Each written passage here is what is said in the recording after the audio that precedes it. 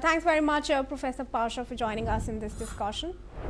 Moving ahead, viewers, let's now cover some news on Russia. President Vladimir Putin has said that Russia stands in solidarity with Cuba, which is determined to defend its sovereignty by any means. Putin stated that he would like to point out that Russia and the Republic of Cuba share truly strong and friendly relations. He added that Russia always provides assistance and support to their Cuban friends, and Russia stands in solidarity with Cuba amid their determined effort to defend their sovereignty and independence.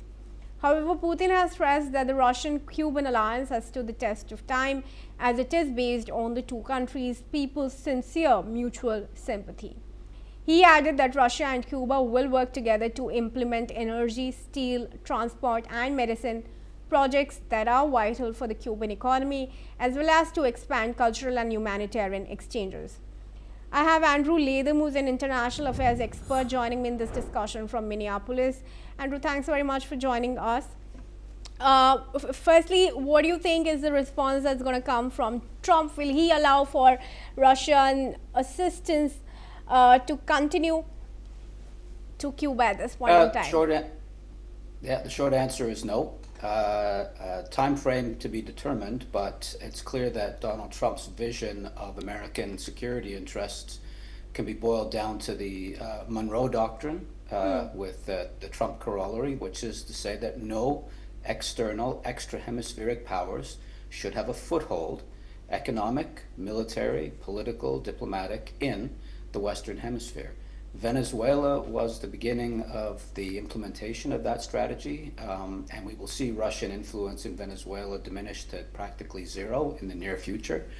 And that has two knock-on effects for Cuba, one of which is Cuba is very dependent on cheap Venezuelan oil, which it's not going to get anymore.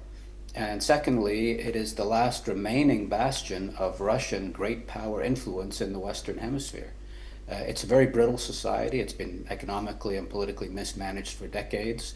It needs Russian support, economic and diplomatic, if not direct military support.